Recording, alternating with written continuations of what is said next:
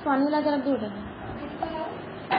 औज़ु बिल्लाहि मिनश शैतानिर रजीम, बिस्मिल्लाहिर रहमानिर रहीम, अल्हम्दुलिल्लाहि रब्बिल आलमीन, अस्सलातु वस्सलामु अला सय्यिदिल मुरसलीन व अला आलिहि अस्हाबिहि अजमईन, अम्मा बाद।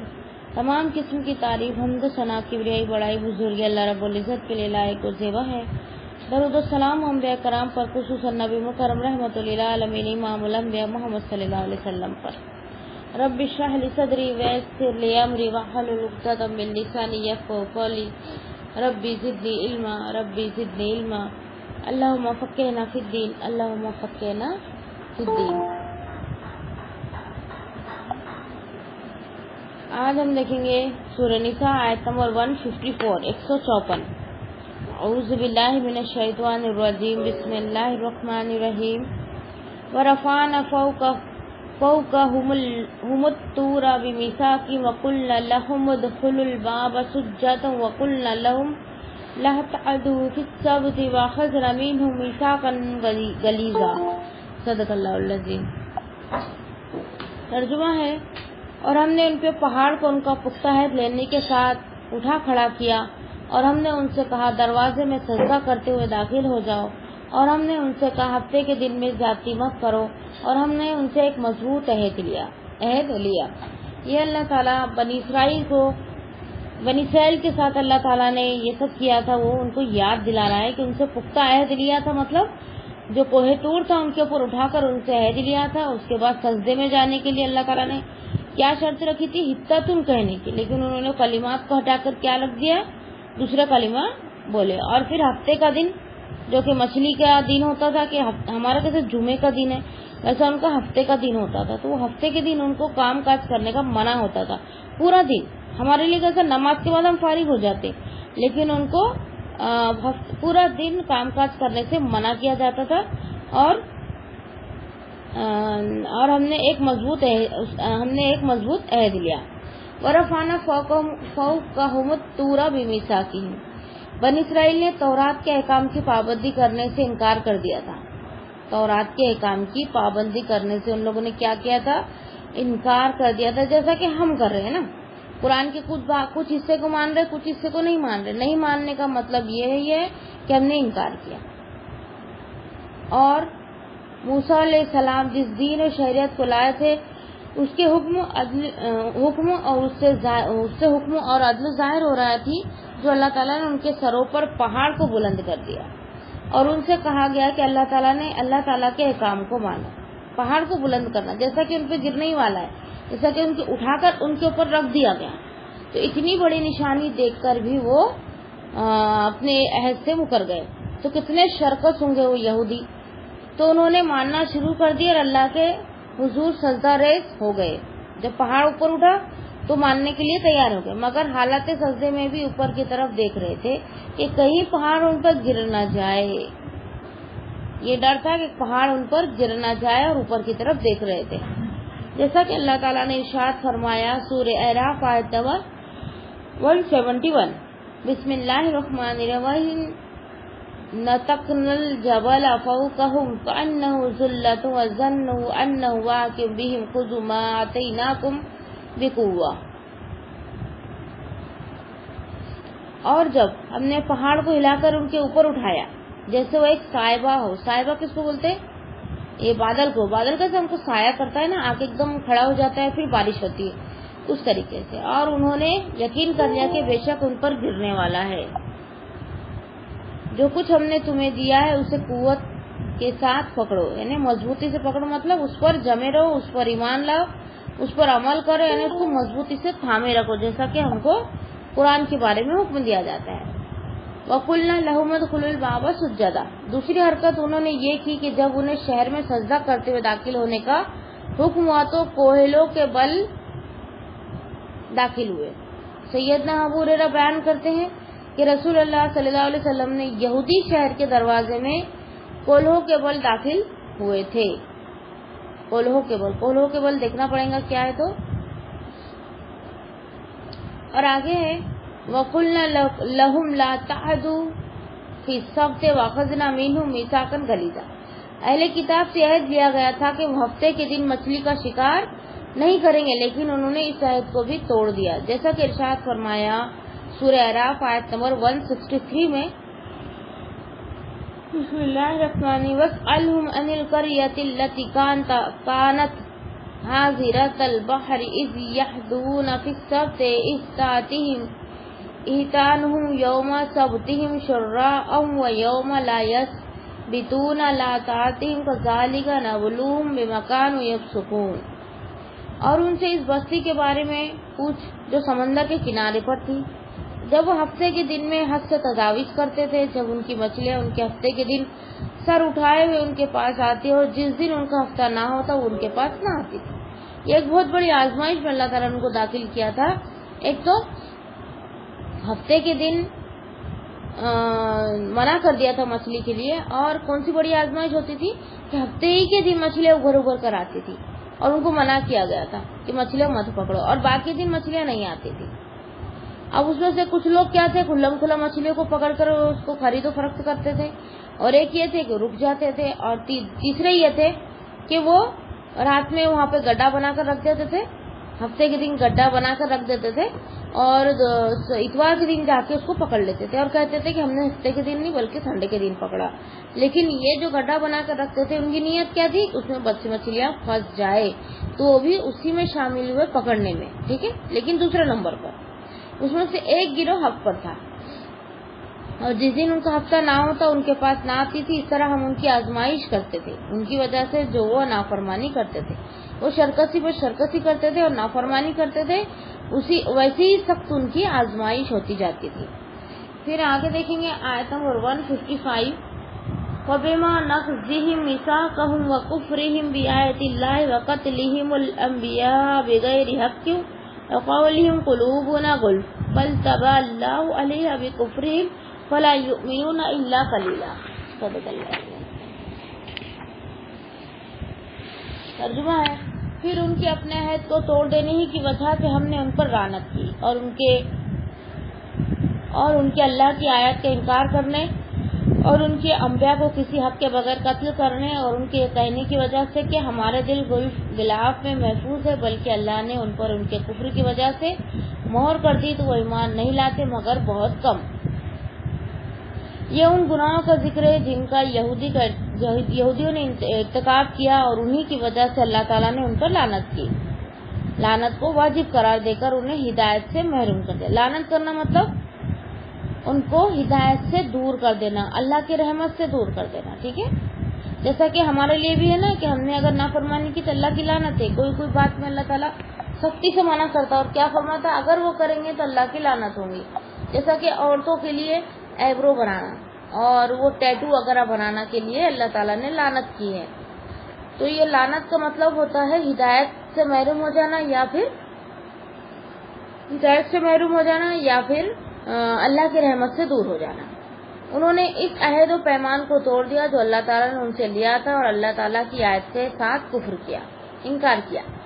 آیات سے مراد دلائل اور براہینے اور وہ معجزات ہیں جن کا انہوں نے انبیاء کے ساتھ مشاہدہ کیا تھا، یعنی انبیاء کے ہاتھ میں انہوں نے کیا دیکھا تھا، بڑے بڑے معجزے دیکھے تھے اپنی آنکھوں سے، جیسا کہ لکڑی کا سانپ بن جانا، ایسا تھا نا، ایسا یعنی لکڑی تھی نبی موسیٰ علیہ السلام کے ہاتھ میں، اس کا سانپ بننا، اور پھر بغل میں ہاتھ ڈالنے سے بنا تکلیف کے ہاتھ کا چمکنا، یہ مچھلیوں کا، اور پھر جو پہاڑ اوپر آتا تھا اس کا، منو سلوا کا، اور جب وہ جو میدان میں جو لوگ ٹھہرے تھے وہاں پہ اللہ تعالیٰ نے ایک بادل کے ٹکڑے کو وہاں تھما دیا تھا کہ وہاں کا ٹیمپریچر برابر رہے، نہ ٹھنڈا رہے نہ گرم رہے، کیونکہ ان کے پاس وہ سہولت کی چیزیں نہیں، جیسا کہ گرم ہوتا ہے تو ہم کہتے ہیں کولر اے سی کا انتظام کرتے ہیں، جب ٹھنڈا ہوتا ہے تو ہم سویٹر اور کمبلوں کا استعمال کرتے ہیں، تو وہ چیز ان کے پاس نہیں تھی کیونکہ وہ مصر سے بھاگ کر آئے تھے، تو اللہ تعالیٰ نے ان کا انتظام کیسے کیا تھا، ایک بادل کا سایہ کیا تھا جو کہ ٹیمپریچر برابر رکھتا تھا، نہ گرم ہوتا تھا نہ ٹھنڈا ہوتا تھا۔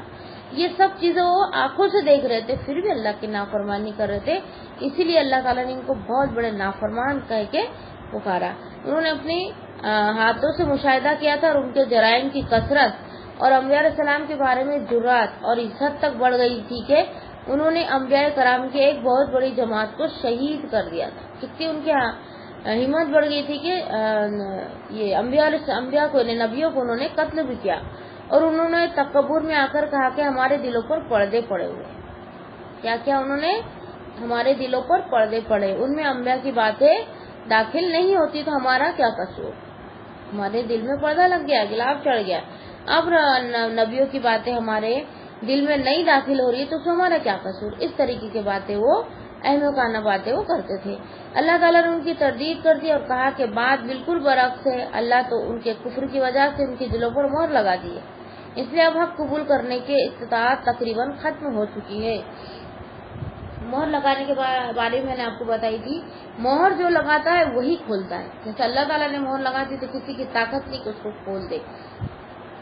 مہر ایک بہت بری چیز ہوتی ہے، بہت زیادہ بری ہوتی ہے، کیونکہ مہر لگنے کے بعد کوئی بھی بات دل میں نہیں اترتی، اس لیے ہمیشہ حق بات جب آ جائے نا تو اس کو مان کر عمل کرنے کی کوشش کرنا چاہیے، اس پہ روگردانی یا گھمنڈ اکڑ نہیں کرنا چاہیے، نہیں تو مہر لگنے میں دیر نہیں لگتی۔ اور اللہ سے دعائیں بھی مانگتے رہنا کہ اللہ تعالیٰ ہمیں سیدھے راستے پر رکھے اور وہ علم سکھا جو ہمیں نفع دے، نہیں تو ایسے علم تو بہت سی عبادتیں بھی ہے جو نفع نہیں دیتی ہے، تو ہم کو ایسا علم سکھا جو ہم کو نفع دے، اور ایسے عمل کرا جو اللہ کے دربار میں قابل قبول ہو۔ ٹھیک ہے، اگر بدعت والا عمل کر لیں گے، بھلے چاہے نا ہمارے دل میں ہم کتنا بھی اچھا سمجھے اور کتنے بھی محنت مشقت والا اور کتنے بھی مال خرچ کرنے والا ہو، لیکن اللہ کے قبول نہیں ہو رہا تو کوئی فائدہ نہیں۔ ٹھیک ہے، پھر آگے ہے بنی اسرائیل کے عہد شکنی کا ذکر قرآن مجید میں تفصیل کے ساتھ آیا ہے۔ اللہ تعالیٰ نے ارشاد فرمایا، دیکھو بنی اسرائیل کا ذکر اللہ تعالیٰ نے بار بار کیا، سب سے زیادہ قرآن مجید میں اگر کوئی نبی کے بارے میں آیا ہے تو وہ کون ہے؟ موسیٰ علیہ السلام۔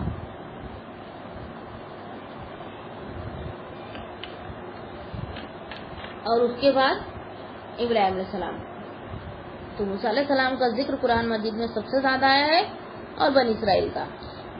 اب یہاں پہ اللہ تعالیٰ نے سورہ بقرہ آیت نمبر 63 اور 64 میں فرمایا، وَإِذْ أَخَذْنَا مِيثَاقَكُمْ وَرَفَعْنَا فَوْقَكُمُ الطُّورَ خُذُوا مَا آتَيْنَاكُمْ بِقُوَّةٍ وَاذْكُرُوا مَا فِيهِ لَعَلَّكُمْ تَتَّقُونَ ثُمَّ تَوَلَّيْتُم مِّن بَعْدِ ذَلِكَ فَلَوْلَا فَضْلُ اللَّهِ عَلَيْكُمْ وَرَحْمَتُهُ لَكُنتُم مِّنَ الْخَاسِرِينَ۔ صدق اللہ۔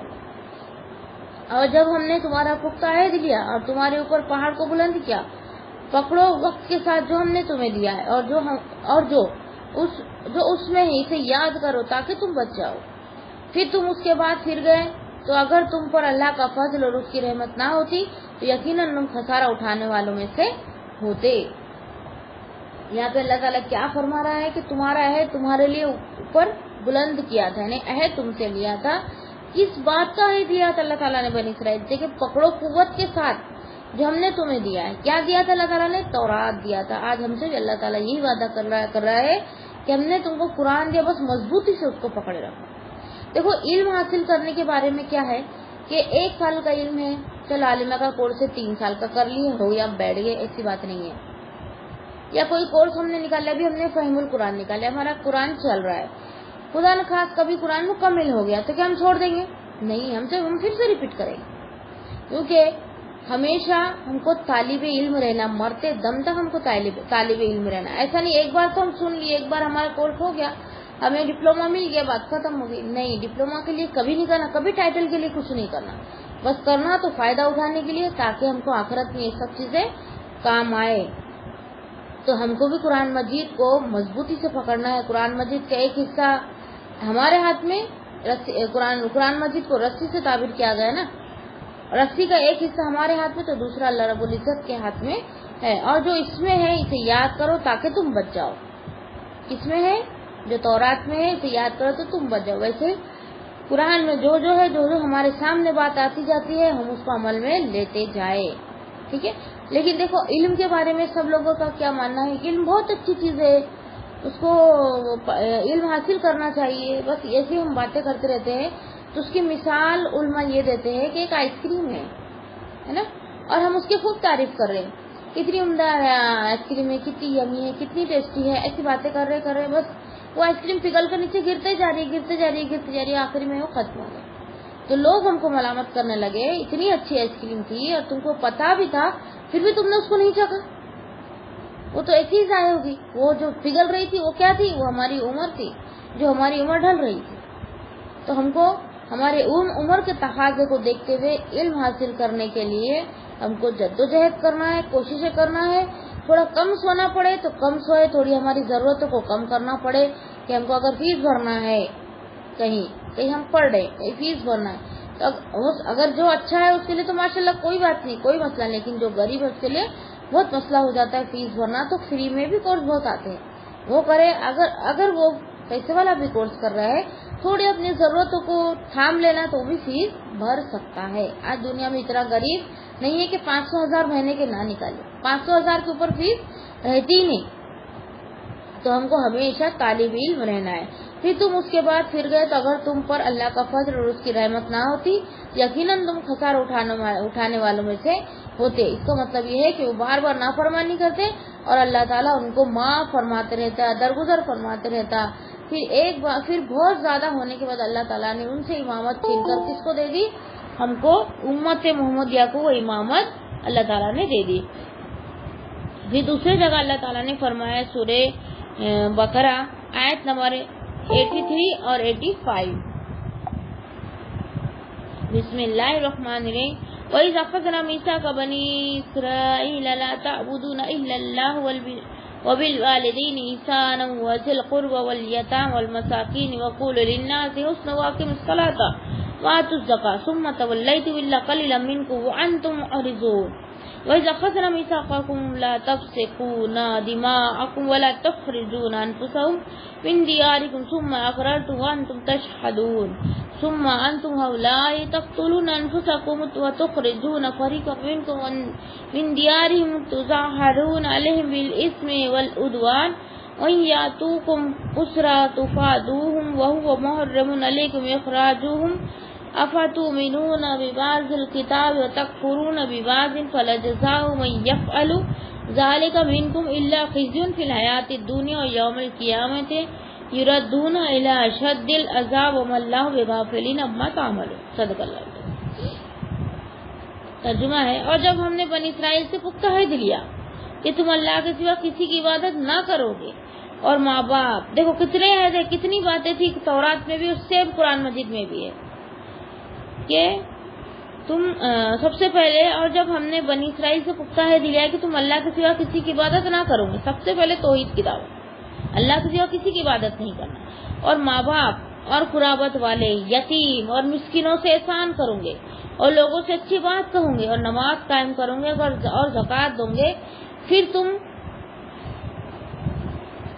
پھر گئے اور نہ اپنے آپ کو اپنے گھر والوں سے نکالوں گے. پھر تم نے اقرار کیا اور تم خود شہادت دیتے ہو، پھر تم ہی وہ لوگ ہوں گے اپنے آپ کو قتل کرتے ہو اور اپنے میں سے ایک گروہ کو ان کے گھروں سے نکالتے ہو، ان کے خلاف ایک دوسرے کی مدد گناہ اور زیادتی کے ساتھ کرتے ہو. اگر وہ قیدی ہو کر تمہارے پاس آئے تو ان کا فدیہ دیتے ہو، حالانکہ اصل یہ ہے کہ ان کا نکالنا تم پر حرام ہے. پھر کیا تم کتاب کے بعض پر ایمان لاتے ہو اور بعض کے ساتھ کفر کرتے ہو؟ تو اس شخص کی جرأت جو تم میں سے یہ کرے ان کے سوا کیا ہے کہ دنیا کی زندگی میں رسوائی ہو اور قیامت کے دن وہ سخت ترین عذاب کی طرف لوٹائے جائیں گے اور اللہ ہرگز ان سے غافل نہیں جو تم کرتے ہو. اب دیکھو اس میں کتنی کوالٹی ایک انسان کی بتائی گئی، ایک مسلمان ہونے کی بتائی گئی ہے کہ یہ کوالٹی ہمارے اندر ہے. جیسا کہ ایک اللہ کی عبادت کرنا، ہم کسی کو شریک نہیں کریں، ایک ہی اللہ کی عبادت کریں. دوسرا، ماں باپ کے ساتھ ہم اس نے سلوک کریں، کبھی چھڑک رہے نہیں، کبھی ان کے لیے برا نہیں سوچ رہے، نہ برا بول رہے، ان کی خدمت میں ہمیشہ لگے ہوئے ہیں. اور تیسرا، رشتہ دار کا کتنا دھیان رکھ رہے ہیں.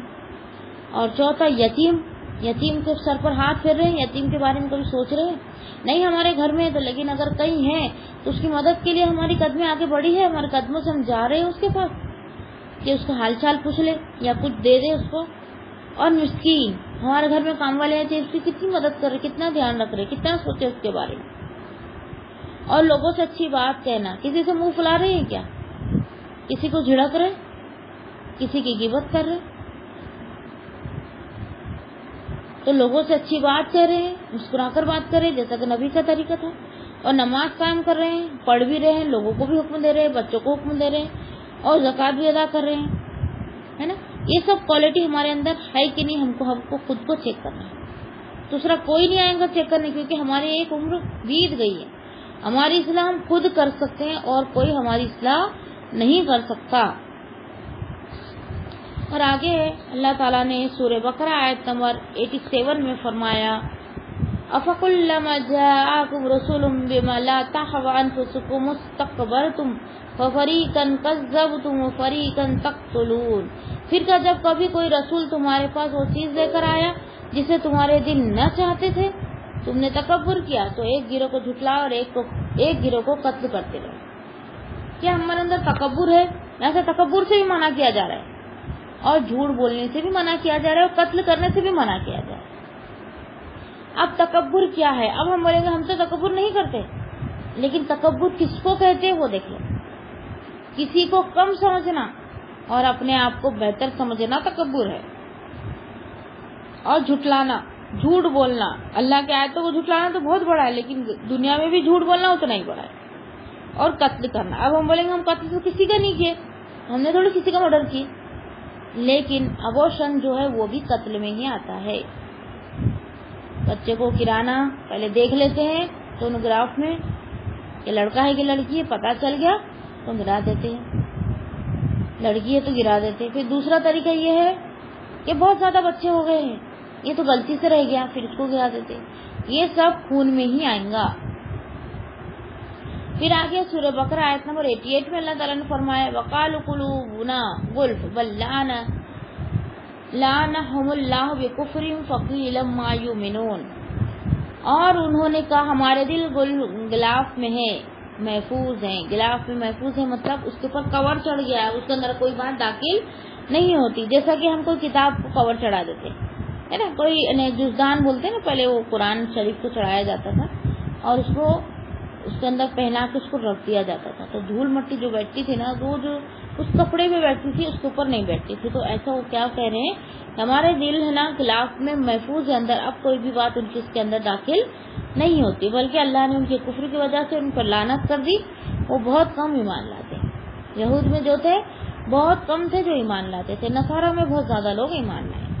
اب اس پر حدیث آ رہی ہے، سیدنا ابو ہریرہ رضی اللہ تعالیٰ عنہ بیان کرتے ہیں کہ رسول اللہ صلی اللہ علیہ وسلم نے فرمایا بندہ جب کوئی گناہ کرتا ہے تو اس کے دل پر ایک سیاہ نقطہ لگ جاتا ہے، پھر اگر وہ گناہ چھوڑ دے، استغفار کرے اور توبہ کر لے تو اس کا دل صاف کر دیا جاتا ہے. اگر وہ دوبارہ گناہ کرے یا سیاہ نقطہ پڑ جاتا ہے، حتیٰ کہ جب گناہ بہت زیادہ بڑھ جاتے ہیں تو سیاہ نقطہ سارے دل پر چھا جاتا ہے.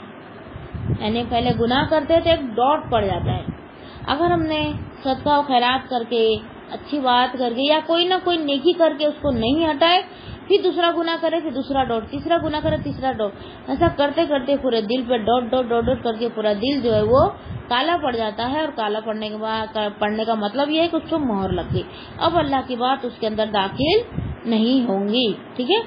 پھر آگے بل طبع اللہ علیہ بکفرہم، یعنی بعض انبیاء کا انکار، خصوصاً رسول اللہ صلی اللہ علیہ وسلم کی رسالت سے انکار، جیسا کہ ارشاد فرمایا سورہ بقرہ آیت نمبر 101 میں وَلَمَّا جَاءَهُمْ رَسُولٌ مِّنْ عِندِ اللَّهِ مُصَدِّقٌ لِّمَا مَعَهُمْ نَبَذَ فَرِيقٌ مِّنَ الَّذِينَ أُوتُوا الْكِتَابَ كِتَابَ اللَّهِ وَرَاءَ ظُهُورِهِمْ كَأَنَّهُمْ لَا يَعْلَمُونَ.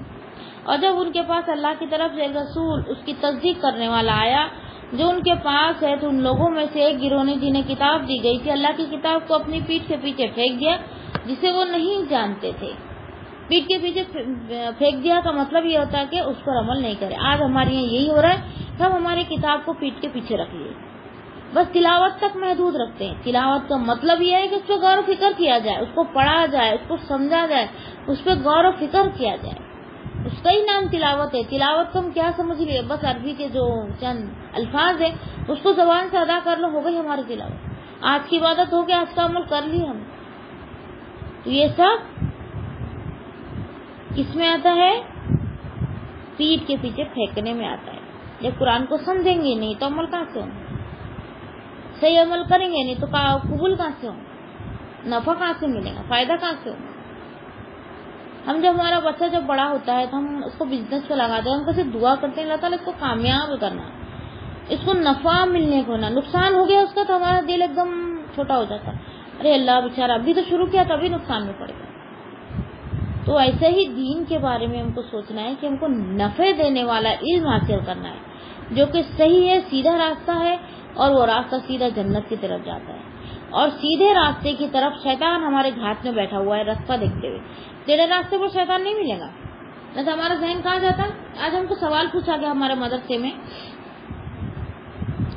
سید پٹیل کے جو کلاس چلتی ہے اس میں، کہ سیدھے راستے پر تم کو کون ملے گا، نیک دوست ملیں گا کہ نبی صلی اللہ علیہ وسلم ملیں گے، شیطان ملے گا. زیادہ تر لوگوں نے کیا کیا، نیک اعمال، اور اس سے کم نبی صلی اللہ علیہ وسلم، اور اس سے کم شیطان. سب سے کم شیطان کو دیے تھے، کیونکہ سب کا ذہن کہاں جاتا ہے کہ شیطان ٹیڑھے راستوں پہ بیٹھا ہے. شیطان کو ٹیڑھے راستوں پہ بیٹھنے کی ضرورت ہی کیا ہے، وہ تو ان کو ٹیڑھے راستوں پر لگا دیا. وہ اپنا خود کی نفس کی پیروی کرتے جا رہے ہیں، ان کو کام پہ لگا دیا اس نے. شیطان بیٹھتے ہیں سیدھے راستے پر. جب ہم سیدھے راستے پر آتے ہیں نا، شیطان کے وسوسے بہت آتے ہیں. مجھے میسج بھی آتے ہیں، باجی ہم کو وسوسے بہت آتے ہیں. تو ان کے لیے خوشخبری ہے کہ ان کے پاس ایمان آ رہا ہے. جس کے پاس ایمان ہوتا ہے اس کے پاس وسوسے زیادہ آتے ہیں، اور اس پر وہ قابو پانا اس کی ذمہ داری ہوتی ہے. تو سیدھے راستے پر جب ہم چلیں گے تو بہت سی مصیبتیں، بہت سی باتیں جو ہے ہم کو کھٹکیں گی. ہم شک میں مبتلا ہوتے رہ جائیں گے. تو ہم کو شک میں مبتلا نہیں ہونا ہے، اور صحیح راستے پہ آنے کے بعد دعا کرنا ہے اللہ تعالیٰ ریاکاری سے، اور ہمارے دین، ہمارے سیدھے راستے سے پلٹنے کی، جو سیدھے راستے پر چلتے چلتے لوگ بہک جاتے، وہ بہکنے کی دعا کرنی چاہیے. اور اللہ سیدھے راستے پر ہمارے قدم ڈگمگائے نہ، ہم صحیح و سالم اور قدم جماتے ہوئے چلے، جیسا کہ صحابہ کرام کا یقین تھا. صحابہ کرام جو سیدھے راستے پر چل رہے تھے، کوئی بڑے سے بڑا بھی آ جاتا تھا شیطان تو ان کو ہلا نہیں سکتا، اتنے مضبوط ایمان تھے. اسی لیے تو اللہ تعالیٰ نے اپنے قرآن پاک میں ان کی تعریف فرمائی، تو ایسے ایمان لاؤ جیسے صحابہ کرام ایمان لائے. تو ہم کو بھی صحابہ کرام کے جیسے ہی ایمان لانا ہے.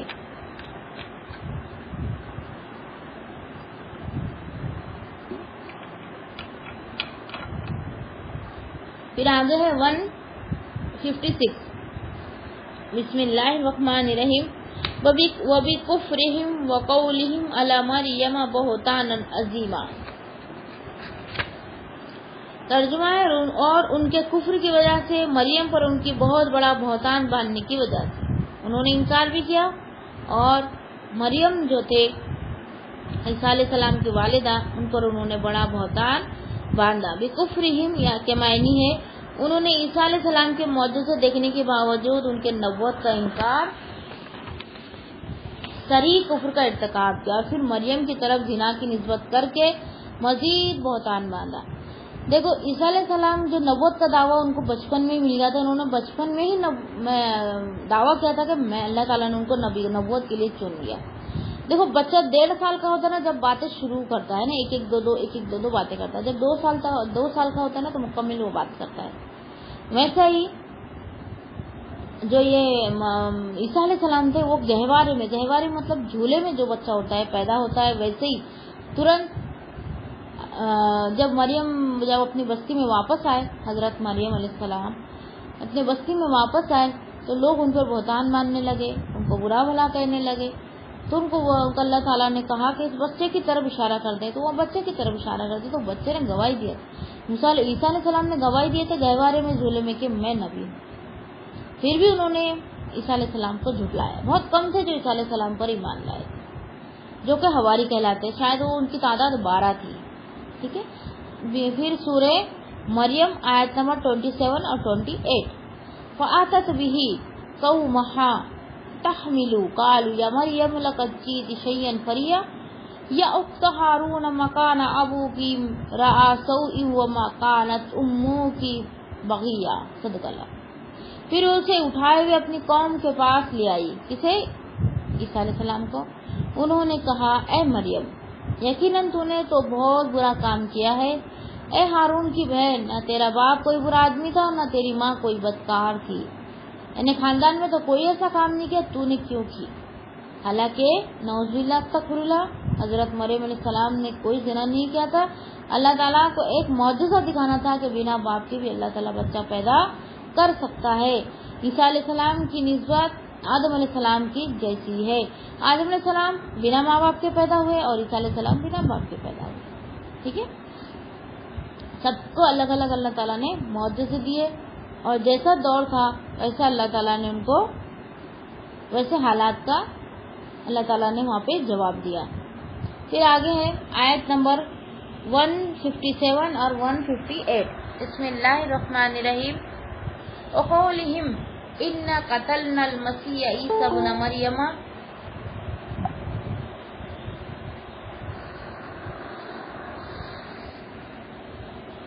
وقولهم إنا قتلنا المسيح عيسى ابن مريم رسول الله وما قتلوه وما صلبوه ولكن شبه لهم وإن الذين اختلفوا فيه لفي شك منه ما لهم به من علم إلا اتباع الظن وما قتلوه يقينا بل رفعه الله إليه وكان الله عزيزا حكيما. صدق اللہ علیہ.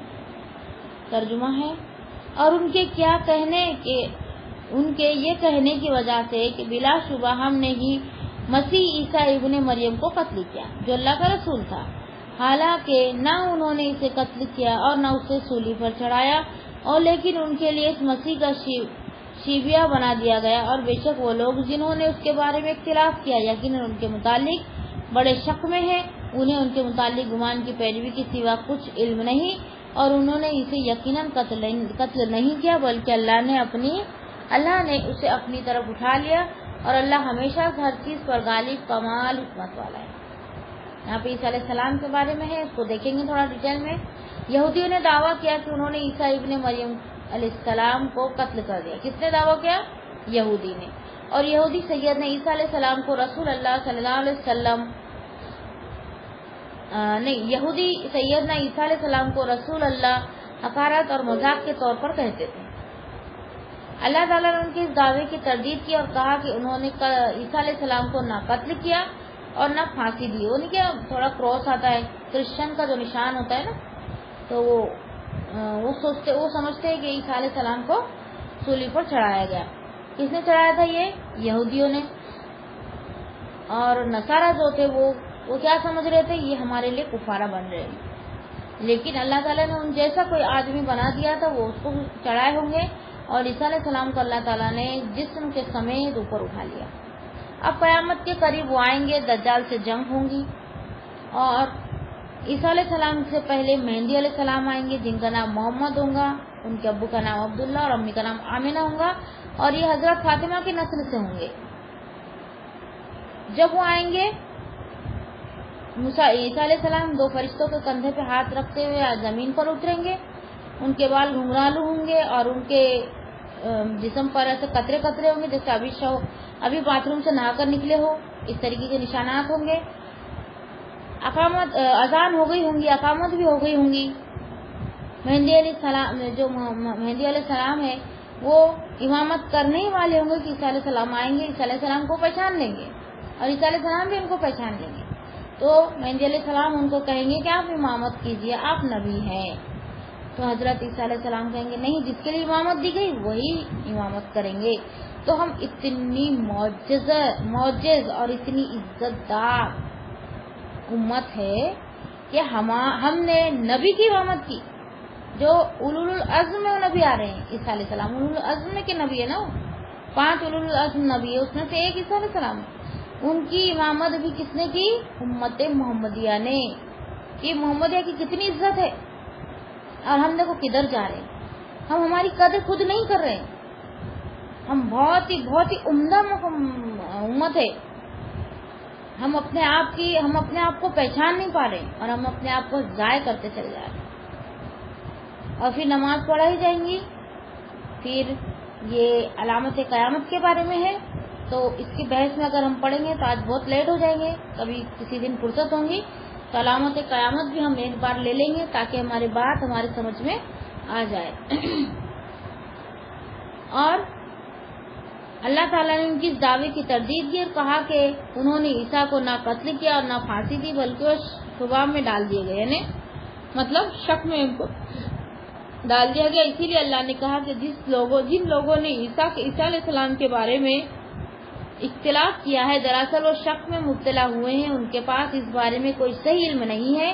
وہ تو میں ظن و گمان سے ایک بات کہتے ہیں، اس میں کوئی شک نہیں کہ انہوں نے عیسیٰ علیہ السلام کو قتل نہیں کیا، بلکہ اللہ تعالیٰ انہوں نے اپنی طرف بلا لیا۔ عیسیٰ علیہ السلام کو اللہ تعالیٰ نے کہاں بلایا؟ اپنی طرف بلا لیا، جیسا کہ ارشاد فرمایا اذ قال اللہ یا عیسیٰ انی متوفیک ورافعوک الی، آل عمران آیت نمبر 55۔ جب اللہ نے فرمایا اے عیسیٰ بے شک میں تجھے قبض کرنے والا ہوں، تجھے اپنی طرف اٹھانے والا ہوں۔ پھر عیسیٰ علیہ السلام جب دنیا میں آئیں گے تو ان کی شادی بھی ہوں گی، بچے بھی ہوں گے، اور وہ طبی موت ان کو آئیں گی، ٹھیک ہے۔ پھر وہ کہاں دفنائے جائیں گے؟ جہاں ہمارے نبی صلی اللہ علیہ وسلم ہے، وہاں ایک قبر کی جگہ باقی ہے، وہاں پہ عیسیٰ علیہ السلام کو دفن کیا جائیں گے۔ اور بھی بہت سی ڈیٹیل ہے اس میں عیسیٰ علیہ السلام کے بارے میں، یہ علامت قیامت میں آتا ہے یہ سب۔ تو مدینہ میں کیا ہوگا، اور مدینہ میں ایک زلزلہ بھی آئے گا جس سے وہاں کے منافق بھاگ جائیں گے، لیکن وہاں پکے سچے مسلمان جو ہے وہ کیا کہیں گے؟ چاہے جو ہو جائے ہم مدینہ کو نہیں چھوڑیں گے، اور اسی طرح وہاں پکے اور سچے مسلمان بچ جائیں گے۔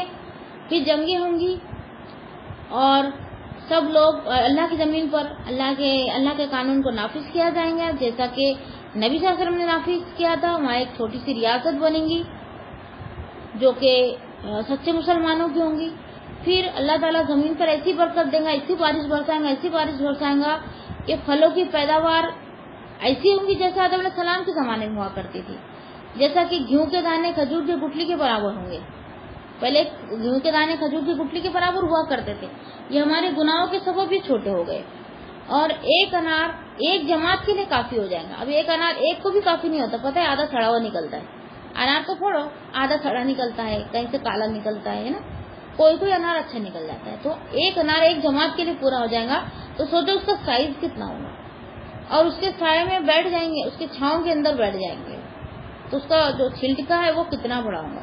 اس سے پتہ چلے گا کہ برکت بہت زیادہ ہوں گی، جیسا کہ آدم علیہ السلام کے زمانے میں ہوا کرتے۔ آدم علیہ السلام کے زمانے میں پھل بہت بڑے بڑے ہوا کرتے تھے زمین میں، لیکن آدم علیہ السلام کے اولاد کے گناہوں کے سبب وہ چھوٹی ہوتی چلی گئی۔ آج دیکھو بے موسم بارش آتی ہے، بے موسم ہوا دم چھوٹتی ہے، اور پھلوں کی بربادی ہوتی ہے، کھیتوں میں نقصان ہوتا ہے۔ یہ کس وجہ سے ہوتا ہے؟ ہمارے گناہوں کا سبب ہوتا ہے، اور کچھ نہیں، اور کوئی بات نہیں۔ اگر ہم اللہ کے دین کو مضبوطی سے پکڑیں گے اور سیدھے راہ پر چلیں گے تو اللہ کو کیا کہ ہم کو عذاب پہنچائے، ہم کو دکھ پہنچائے۔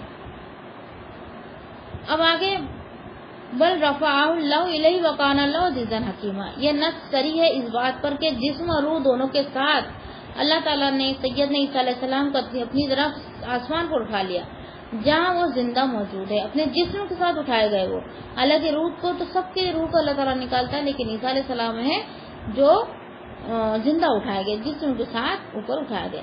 قیامت سے پہلے وہ دوبارہ دنیا میں آئیں گے، 40 سال یہاں زندگی گزاریں گے، 40 سال کی زندگی عیسیٰ علیہ السلام گزاریں گے، اور دجال کو قتل کرنے کے بعد طبی موت فوت ہوں گے۔ طبی موت یعنی قدرتی موت۔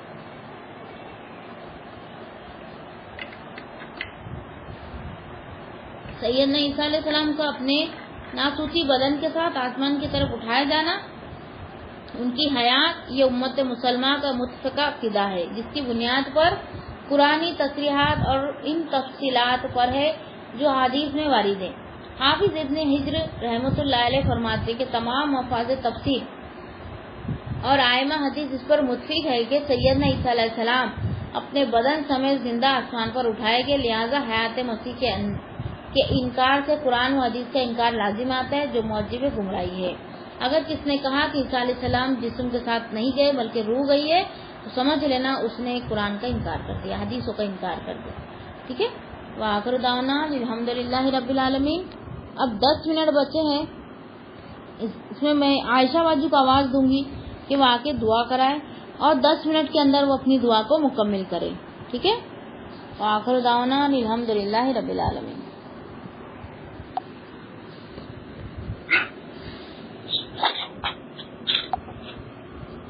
اعوذ باللہ من الشیطان الرجیم، بسم اللہ الرحمن الرحیم، الحمدللہ رب العالمین، الرحمن الرحیم، مالک یوم الدین، ایاک نعبد و ایاک نستعین، اہدنا الصراط المستقیم، صراط الذین انعمت علیہم غیر المغضوب علیہم ولا الضالین، اللهم صل على محمد وعلى آل محمد كما صليت على إبراهيم وعلى آل إبراهيم إنك حميد مجيد اللهم بارك على محمد وعلى آل محمد كما باركت على إبراهيم وعلى آل إبراهيم إنك حميد مجيد ربي اشرح لي صدري ويسر لي أمري واحلل عقدة من لساني يفقهوا قولي ربي ارحمهما كما ربياني صغيرا ربي ارحمهما كما ربياني صغيرا ربنا تقبل منا إنك أنت السميع العليم غفرانك ربنا وإليك المصير المراسة جنة النعيم اللهم اجرني من النار اللهم اجرني من النار استغفر الله ربي من كل ذنب واتوب اليه يا مقلب القلوب ثبت قلبي على دينك يا مقلب القلوب ثبت قلبي على دينك ربنا آتنا في الدنيا حسنة وفي الآخرة حسنة وقنا عذاب النار وقنا عذاب القبر وقنا عذاب الحشر وقنا عذاب الصراط اللهم لك الحمد شكرا ولك المن فضلا اللهم إني أسألك أن تجعل كل قضاء قضيته في خيرا ربنا ظلمنا أنفسنا ولم تغفر لنا وترحمنا لنكونن من الخاسرين رب اغفر لي ولوالدي ولمن دخل بيتي والمؤمنين والمؤمنات ولا تزد الظالمين إلا تبار رب اجعلني مقيم الصلاة ومن ذريتي ربنا وتقبل دعاء ربي إني مسني الضر وأنت أرحم الراحمين ربي لا تذرني فردا وأنت خير الوارثين ربي هب لي من الصالحين لا إله إلا أنت سبحانك إني كنت من الظالمين لا إله إلا الله نستغفر الله ونعوذ بك من النار حسبنا الله ونعم الوكيل نعم المولى ونعم النصير سبحان الله وبحمده سبحان الله العظيم اے زمین و آسمان کے شہنشاہ اے ساری کائنات کے شہنشاہ اے بحر و بر کے شہنشاہ اے عرش و فرش کے شہنشاہ اے زمین و آسمان کے بنانے والے تنہے تنہا مالک اے وہ رب جس کا شریک کوئی نہیں اے وہ رب جس کا سنگی کوئی نہیں اے وہ اللہ جو بیوی سے پاک اے وہ اللہ جو اولاد سے پاک اے وہ اللہ جس کا مشیر کوئی نہیں اے وہ اللہ جو ہر حادث سے پاک ہے اے وہ اللہ جسے زوال کوئی نہیں اے وہ اللہ جسے کسی نے نہیں بنایا اور تو نے سب کچھ بنایا اے میرے اللہ ادھر دیکھ تو صحیح تیرے حقیر بن سے ہاتھ اٹھا اے تجھے راضی کرنا چاہتے ہیں تجھے منانے آئے ہیں اور ہمارے صغیرہ و کبیرہ گناہوں کو معاف کر دے اے میرے اللہ تیرا اتنا بڑا احسان ہے کہ تو نے ہمیں مسلمان بنا کر پیدا کیا پیارے نبی کا امتی بنایا اے اللہ ہمارے والدین پر رحم فرما اس طرح انہوں نے بچپن سے لے کر آج تک ہم پر رحم کیا ہمیں اپنے ماں باپ کے لیے صدقہ جاریہ بنا دے ہمیں اپنے والدین کا فرما بردار بنا ہمارے والدین کو بہترین نظر دے اور انہیں بخش دے ہمارے عزیز ہمارے رشتے دار تمام امت کو بخش دے ہم سب کی مغفرت فرما یا رب العالمین ہم سے راضی ہو جا ہمیں دنیا اور آخرت میں بھلائی عطا کر میرے اللہ ہمارے لیے موت آسان کر دینا اور ہمیں قبر کے عذاب سے بچا لینا ہم نے تجھ پر بھروسہ کیا ہے اور تیری ہی طرف ہمیں لوٹ کے آنا ہے تو بہترین رحم کرنے والا ہے تو ہمارا آنا خوشگوار بنا دینا یا الہی ہمیں ہر قسم کے حادثوں اور دشمنوں کی شر سے محفوظ رکھ تو ہمیں رسوائی اور ذلت والی زندگی سے بچانا شرک و بدعت سے بچا لے اللہ ہمیں ہر حال میں تیرا شکر کرنے والا بنا دے، اور اس زبان کو ہر وقت ہر لمحہ تیرا ذکر کرنے والا بنا دے۔ یا اللہ تو کافر قوم کے بدلے ہماری مدد فرما، کسی ایسے حکمراں کو ہم پر مسلط نہ کر جو ہم پر رحم نہ کرے۔ اے میرے رب، مسجد اقصی کی محبت ہمارے دلوں میں ڈال دے، اور وہاں کے معصوم لوگوں کی قربانی کو ضائع مت ہونے دے۔ اپنے غیبی مدد فرما۔ یا اللہ تیرے نبی کی امت پریشان ہے اللہ، دنیا میں ہر جگہ، کشمیر، شام، مصر، فلسطین، ہر جگہ کافر قوم منافق ہم پر مسلط ہیں۔